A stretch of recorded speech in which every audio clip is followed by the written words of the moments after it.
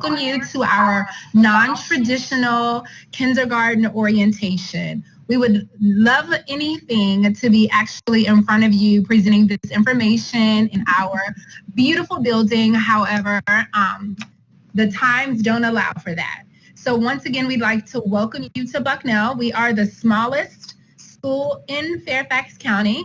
We have about 300 students that trapeze through our doors daily. With the size this small, we are a close-knit community of students and staff who value high expectations for learning and partnerships with parents. So we're looking forward to having your child join us in the fall for kindergarten. And whatever questions that you may have for me today or outside of today, I'm easily accessible via phone, email, or on Twitter. So I look forward to working with you all, and welcome to Bucknell.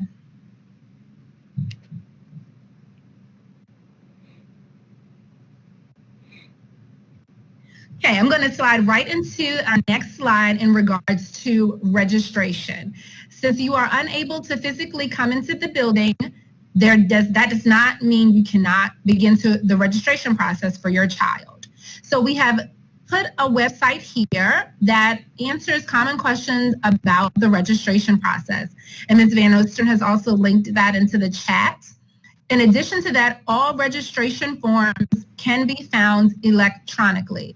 You can fill out the paperwork online, save them, and send them to Amanda Bowles, who is our registrar.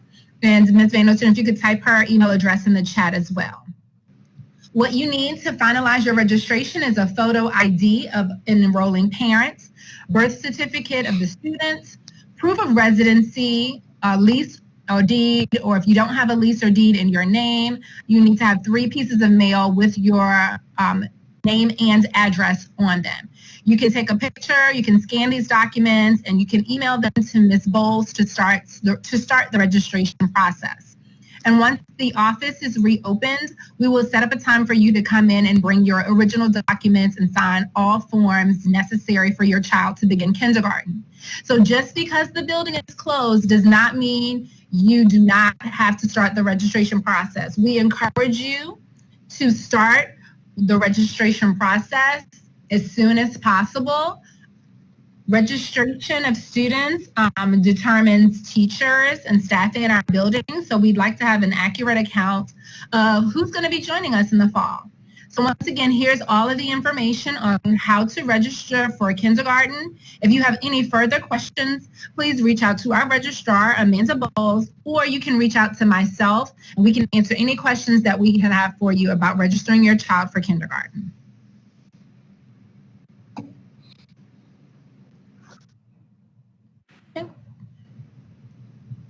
Ms. Miles, do you want to start?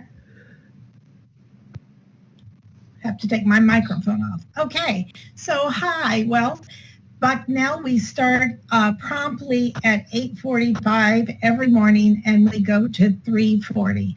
And it's really important that the kids are there on time to start their day. Our mascot, as you can see by this picture, is Bucky the Bulldog, and blue and white are our colors. So our website is right there. You would probably want to get on and make sure that you see all the wonderful things going on at Bucknell. So as Ms. Peterson said, we have 3 important priorities. Students learning with the highest of expectations, and we work in collaborative teams. That means the teachers who all work with the kindergarten teachers work and plan together. And fostering a positive school culture and strengthening student and staff and family relationships is very important to us at Bucknell.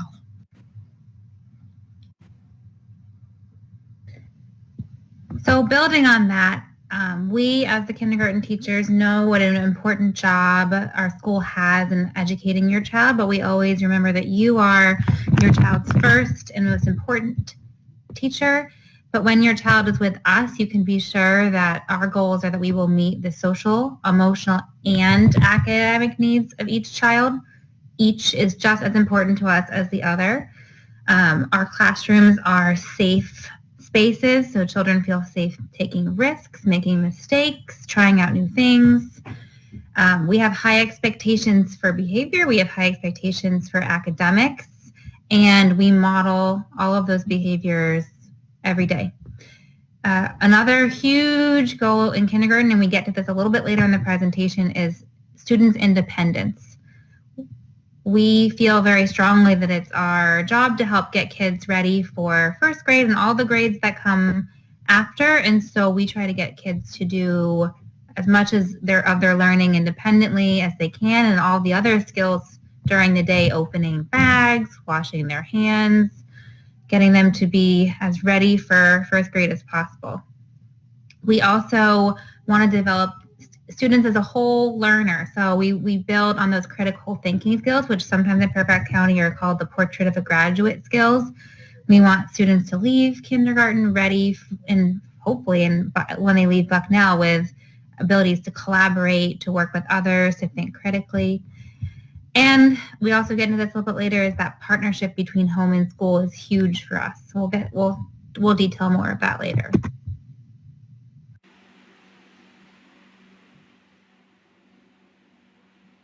Turn your mic on. Sorry. A typical day at school for our kindergartners is the arrival at 8:45. They come in. They learn to put their own coats and backpacks away, take their library books out, take their folders out.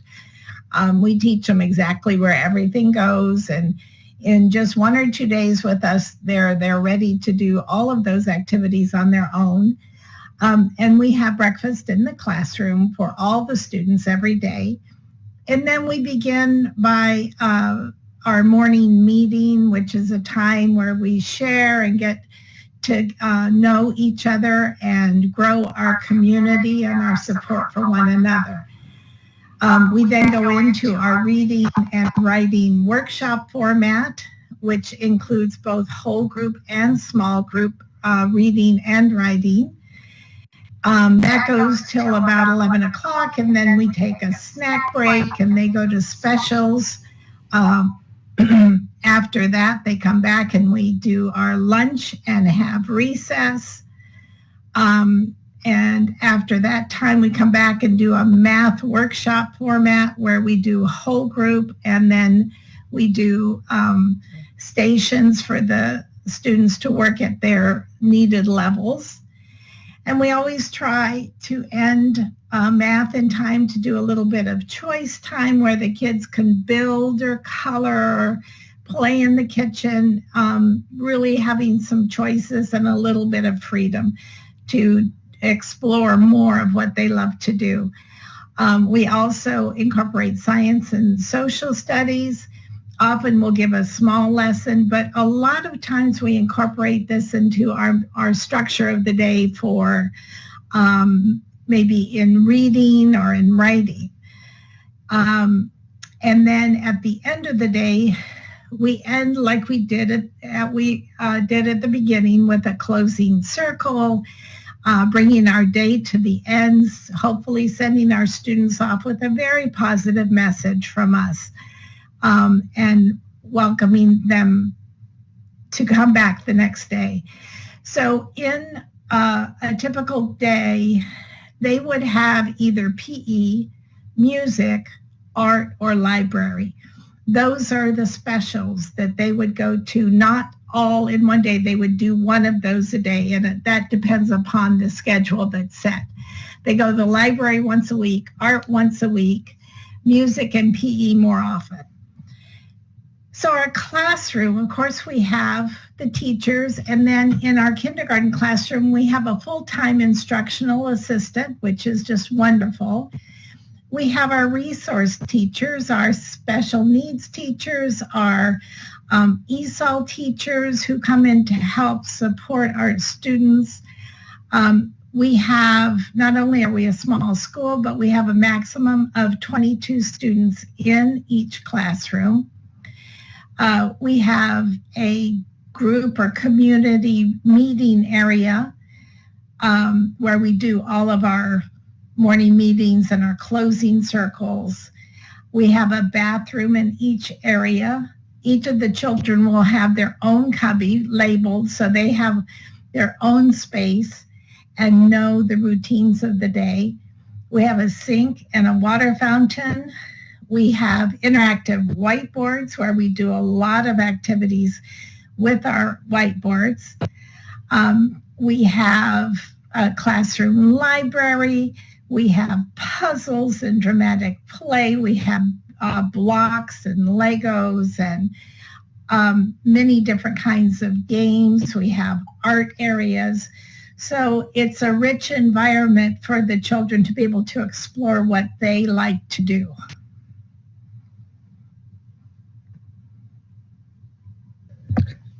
So this is current, as of March 13th, what breakfast, snack, and lunch look like.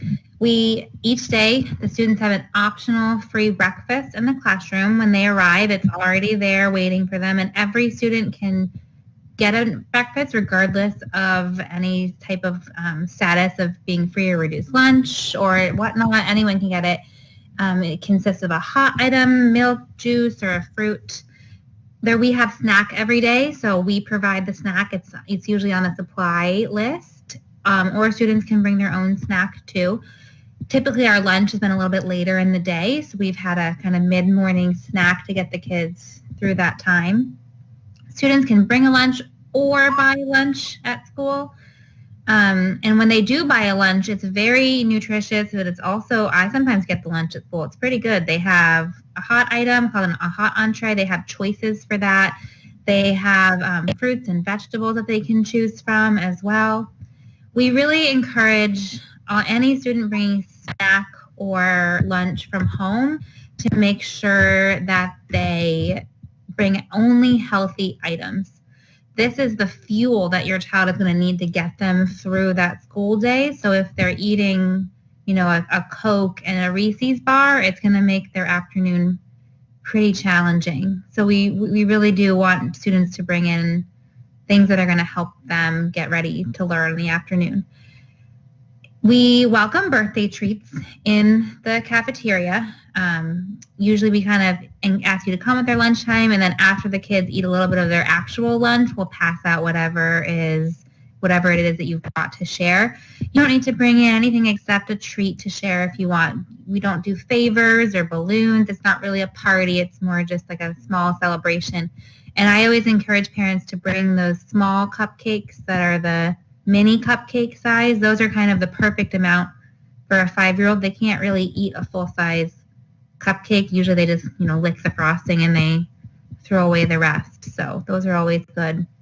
The most important thing we think about lunch is just that it's only 25 minutes.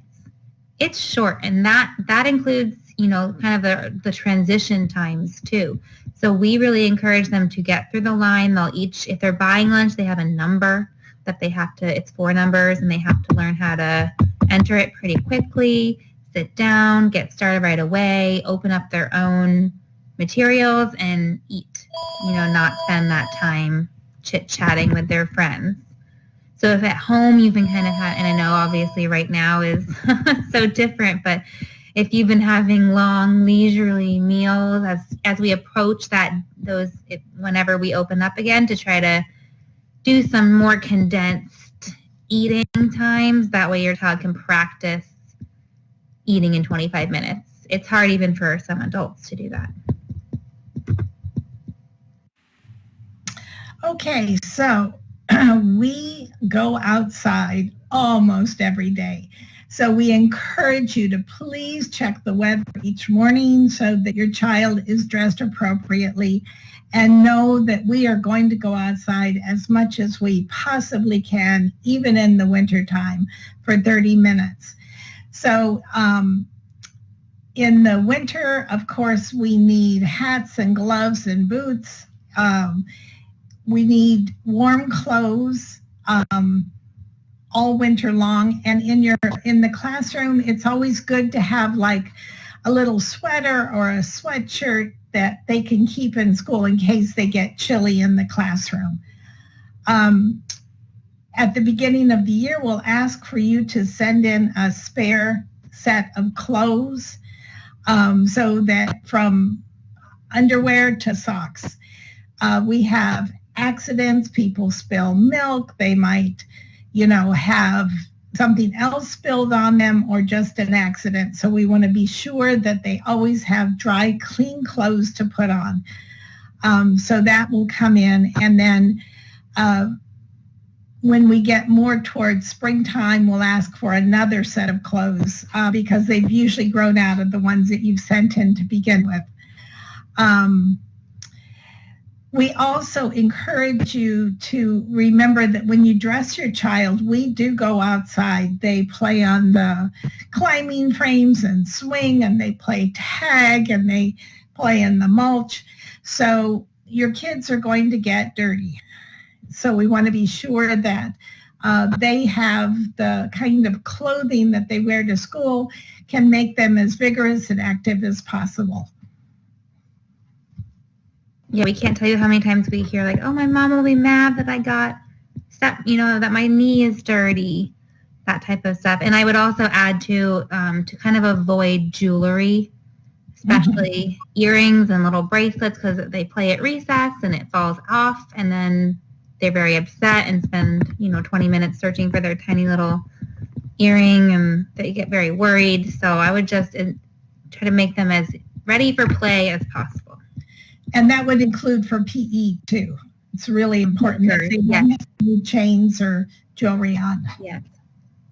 Yeah, Mr. Hergeb, our PE teacher, does not want them wearing sandals or boots and stuff in the gym. It's a brand new, beautiful gym surface. So responsive classroom is Bucknell's approach to not only behavior management, but also social emotional learning, which, as we said before, is in our belief system as equal as the academic needs of each child. So as a school, Bucknell adopts this approach, and what it really means is teaching expected behaviors and social skills directly, and assuming that if we haven't taught or modeled those things, then students won't intrinsically know how to do them. So things like how to cooperate, how to respect others, how to show empathy are all things we at school and at home, they need to be taught so that kids have a chance to practice and learn them. And at school, whatever routines or behaviors we teach, we model over and over and over and over again. And once we teach them, we hold students accountable to them. And if a child is having a hard time following a routine or a rule, we give opportunities to practice that. We follow logical consequences across the whole school. So that means if you rip up a friend's paper at writing, it's not a logical consequence to miss recess. A logical consequence would be that you help put the story back together or help your friend make a new story. If you spill milk, you'd clean up the milk. We work together as classrooms across the school to come up with our own classroom rules that are student-generated so that there's that buy-in among students. And as a school, we're working on coming up with some whole school rules in that same nature too. As we said before, each morning begins with a morning meeting, even virtually. We're really bringing a lot of this in and building that classroom community so that students know one another and feel safe and are able to take risks. Our language is very strategic, so we try to use, when it says positive, that doesn't mean we never say negative things. It just means that we carefully think about the words we choose to have the most amount of impact. So if a student is writing, we wouldn't just say, good job, or I like your drawing, but we try to name the specific behavior that we want to see encouraged. So, wow, you added a lot of detail to your setting of your story. You worked really hard on that. Or you're keeping your hands to yourself in the hallway. That's very safe. And reflection is also a huge part of our day, whether it's morning meeting time or at the end of reading, writing, and math. We always have time to reflect and think about learning for the day and for the subject. Okay, so now we are going to show a video of what real in-person kindergarten looks like.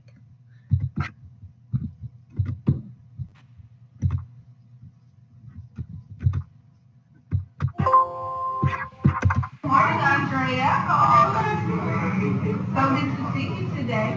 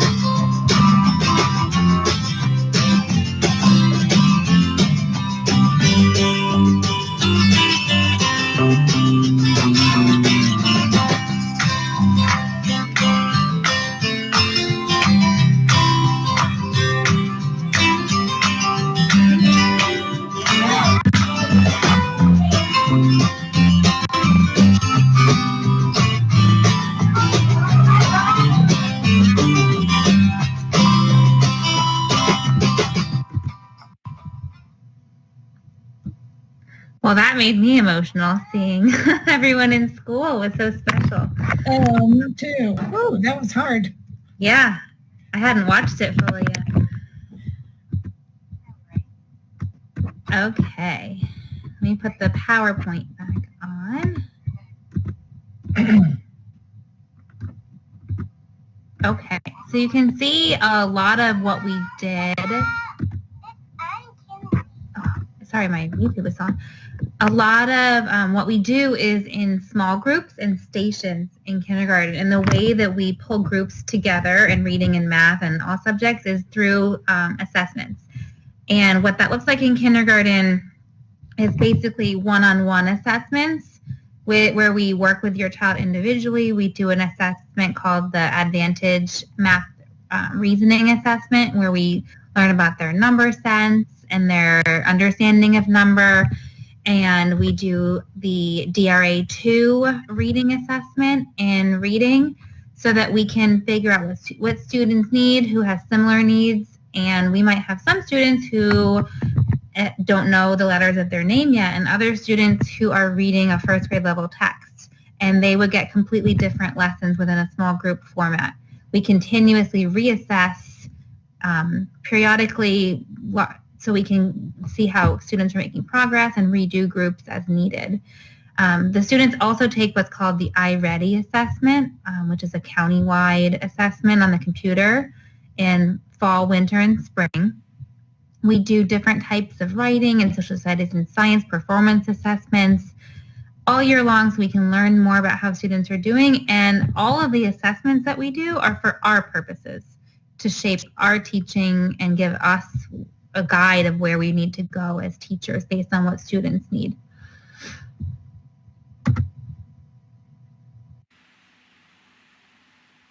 Turn your mic on. You'd think I'd remember these days. Our partnership with you is so important. As it was already mentioned, you are your child's first teacher and the most important teacher.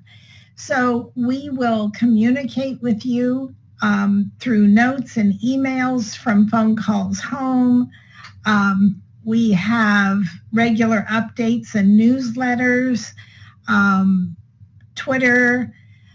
We have conferences. Certainly at the end of the first quarter in kindergarten, we have a conference with all of you, and we sit down and go over where your child is and how they're progressing, and where we want to move them in the coming weeks. But you can always ask for a conference anytime throughout the year, and we will work with you on a time for that.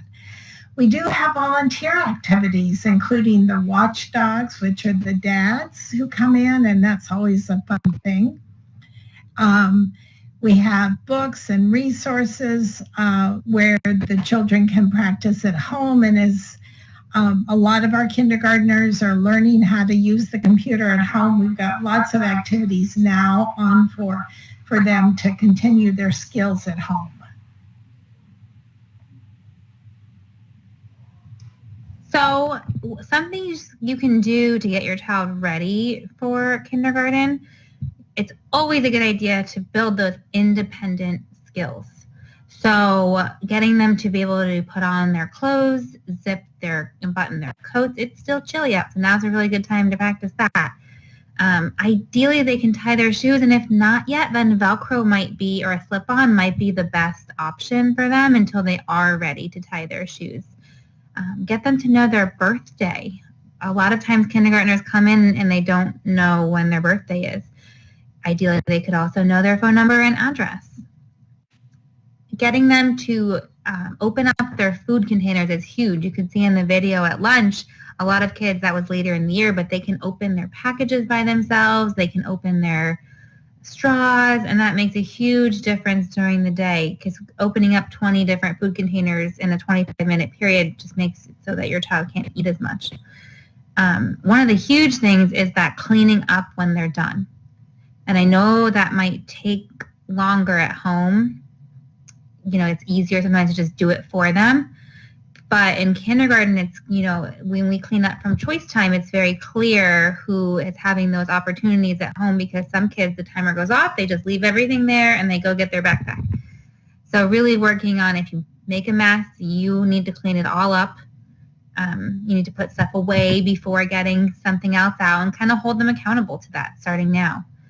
Following 1- and 2-step directions is also a huge thing to be working on at home. So that means if you say, go brush your teeth, your expectation is that your child completes that task.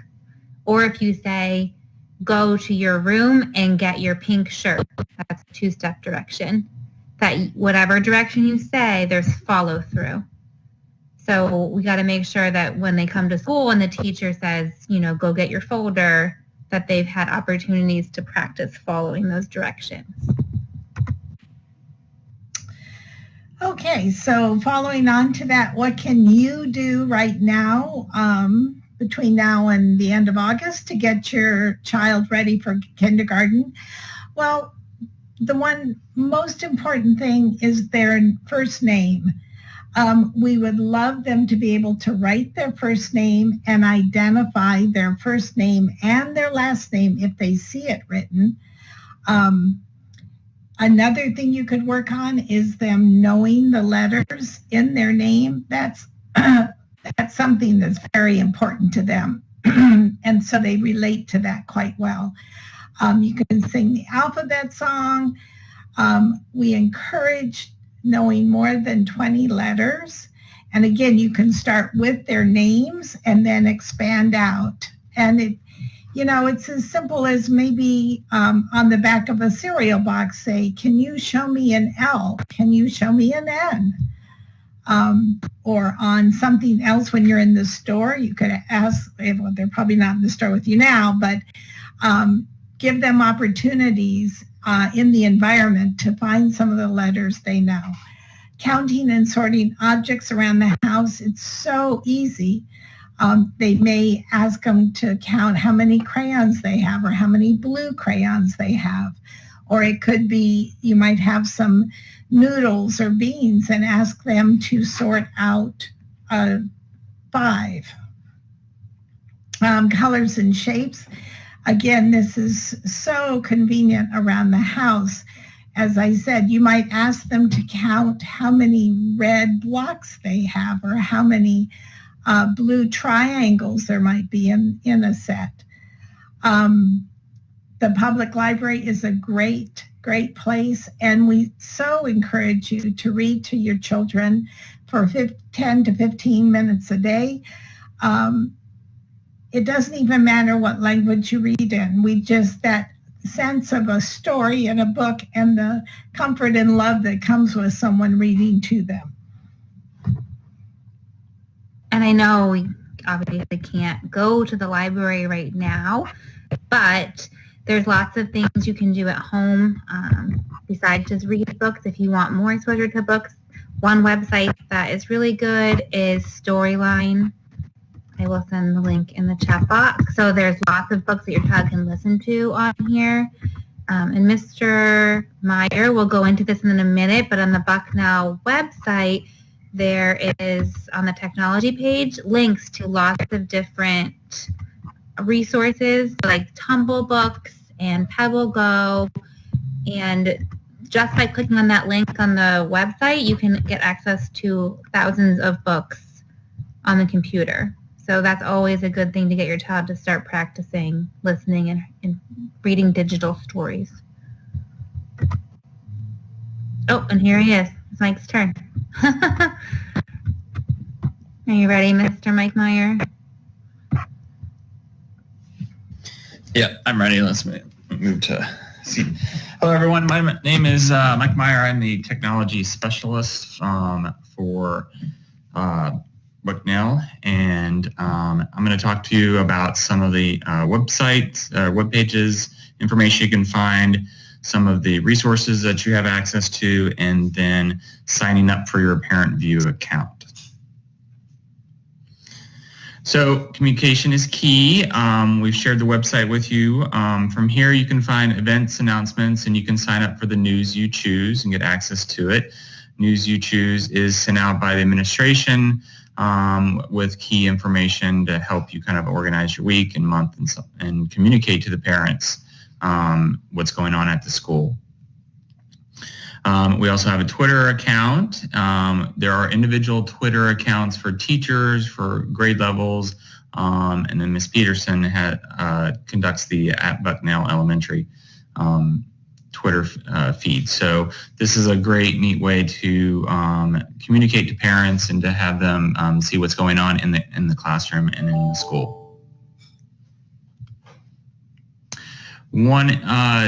Couple things about any FCPS website or web page is it is translatable into any language. So in the top right hand, you will see a thing that says languages. and you click on that and you choose your language that you're most comfortable with, and it will translate that web page for you.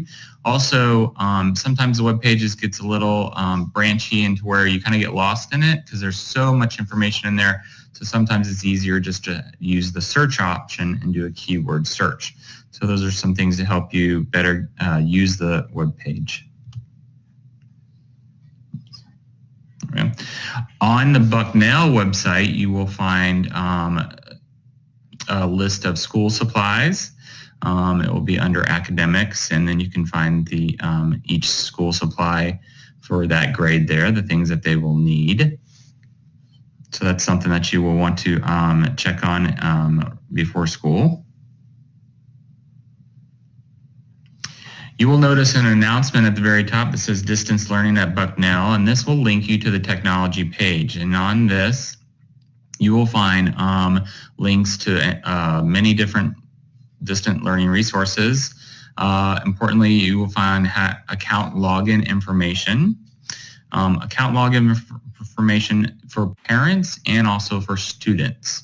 So there are kind of two different accounts. Parents will have a parent view account and students will have their student account to get into some resources. And there's also links to those applications that Ms. Van Ostren talked about. So on that, you will find these hyperlinked pictures or areas, and these are some of the most common ones used.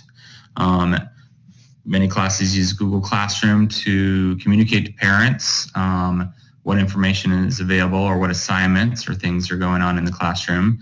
The Tumble Books, the Pebble Go, and the Mayan, those are book resources that are available to you. Wixie is kind of an art creativity application. Starfall is a good one for alphabets. And then the G Suite is something that your kids will probably use as they advance in their academic career. Blackboard is also one that you probably have heard of. That is our kind of learning management system. That was one that you will get access to as a parent with your parent view account. However, Blackboard's, we are changing learning management systems in the next couple of years. But again, these are all on that web page that you can, thanks. These are all on the technology website that there for your kids to use anytime they want to. On the main FCPS website, and also on ours, they always have this blue bar right here. And in this blue bar, you will find this FCPS 24/7 Learning. That is access to your class learning management system. That's the Blackboard account. Fairfax County calls it 24/7 Learning, but it is through the Blackboard company. SIS is where you will have access to your parent view account to see different demographic information and update information, contact information such as that. The G Suite, that's the Google suite of applications that this county applies to that kids can use. There you can get through their Google Classroom or other documents. This is probably going to be something that they use a little bit. Well, as they advance up to 6th grade, they will use this more and more. Library links there. You have database and access to ebooks. And then My School Bucks is where you can upload money for any field trips or any, school lunches, things that you have to pay for to the school. So you can do that through your My School Bucks account. You saw a picture in the video of the child getting their, typing in their key at the lunch line. That's what they'll type in there to pay for their lunch through My School Bucks. When you go into the fcps.edu website, the main website, and you type in SIS, Student Information System, this is just, it's information about your student. It is has your attendance, your grades, other content information, and this is where that you will sign up for it. And then it will take you to these two, kind of give you a overview of it, and then actually registering for your account. When you sign up for it, you will get in the mail a 6 activation key that will be mailed to you. And this will have your kind of sign in, set up your account. So please, when you get this, do this as soon as you can. And when you get this information, make sure you do not lose it. We can reactivate your key once. So just make sure to pay attention to that mail when it comes.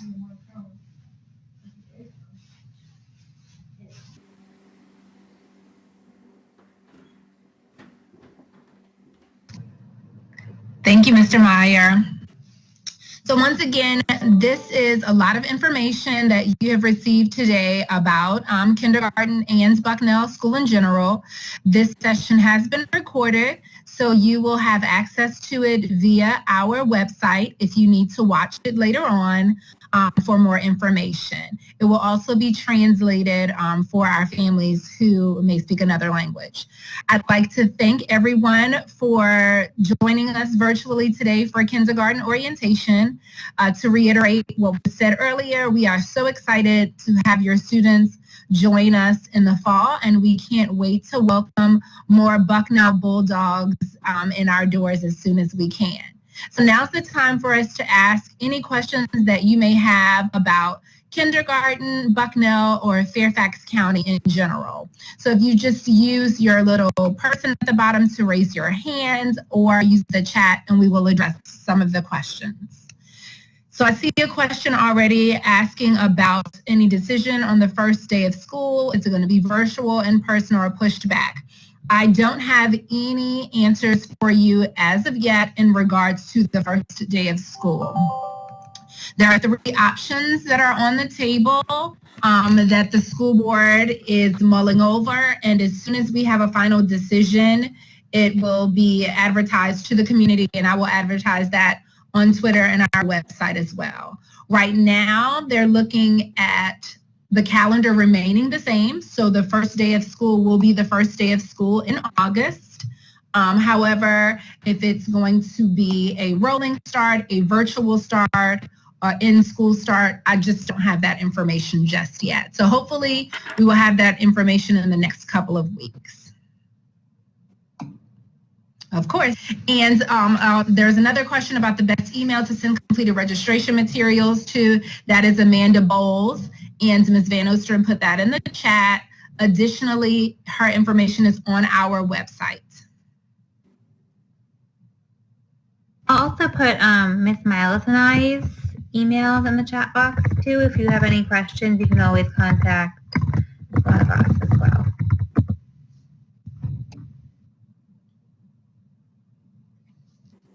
Any other questions that anyone has for us today?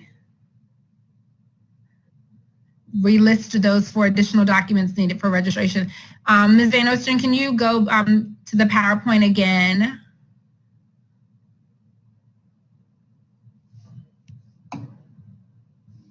Oh, she put it in the box for you. So I'll just reiterate: photo ID of the enrolling parent, birth certificate of student, proof of residency, which will be your lease or your deed.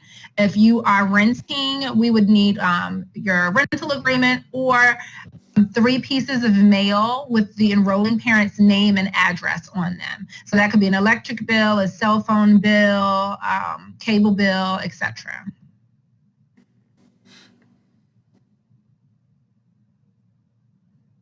Any other questions you might have for us?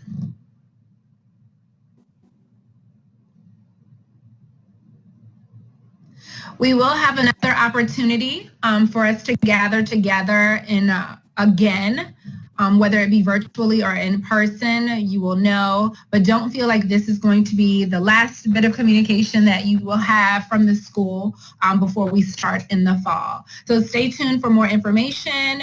Largest takeaway that I would recommend right now is getting your child registered for school. If you know any families in the neighborhood or in the daycare, or that you see at the grocery stores or playgrounds, please encourage them to register their child for kindergarten as well. And you have my information, Ms. Van Osteren's, Ms. Milas, Dr. Mercer's, if you have any other questions.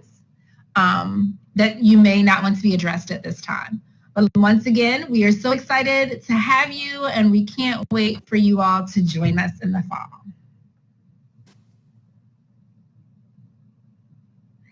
Thank you, and you can go ahead and sign out whenever you're ready. We'll stop the recording.